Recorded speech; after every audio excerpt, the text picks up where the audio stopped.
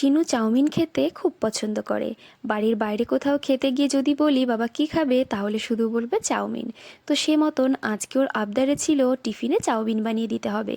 তা আমিও এই যে ঝটপট করে চাউমিনটা সিদ্ধ করে, তারপর এই যে তেলের ভেতরে পেঁয়াজটা ভেজে নিয়ে তারপর লবণ আর হলুদ দিয়ে সিদ্ধ করে রাখা চাউমিনটা দিয়ে দেবো। তো সিদ্ধ করে রাখা চাউমিন দেওয়ার পর খুব ভালো করে উল্টে পাল্টে সব কিছু মিশিয়ে নিয়ে খুব ভালো করে ভেজে নিতে হবে। আর কোনো কিছুই মোটামুটি এখানে দেবো না, যেহেতু বাচ্চার জন্য করছি সেজন্য কিন্তু একদম সিম্পলভাবে, আর যেহেতু টিফিনে করছি সেই জন্য কিন্তু একদম তাড়াতাড়ি করে বানিয়ে নিচ্ছি। তো শুধু নামানোর আগে দিয়ে দেবো বেশ কিছুটা ম্যাগি মশলা। তো এই চাউমিনের টেস্ট কিন্তু এই ম্যাগি মশলার থেকেই আসবে। এটা খেতে কিন্তু ভীষণই ভালো লাগে। আপনারা যারা এখনও বানাননি তারা কিন্তু অবশ্যই রেসিপিটা দেখে একবার ট্রাই করে দেখতে পারেন। যেমন ঝটপট তৈরি হয়ে যায়, সেরকম খেতেও কিন্তু দারুণ লাগে। সকালের টিফিনের জন্য একদম মানে পারফেক্ট একটা রেসিপি। তো যাই হোক, এখানে আমার চাউমিন রেডি হয়ে গেছে।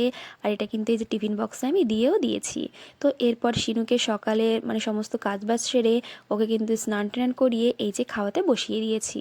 তো কাল যেহেতু হোমওয়ার্কটা করেনি, তাই এখানেও ঝটপট করে হোমওয়ার্কটা করে নিচ্ছিল।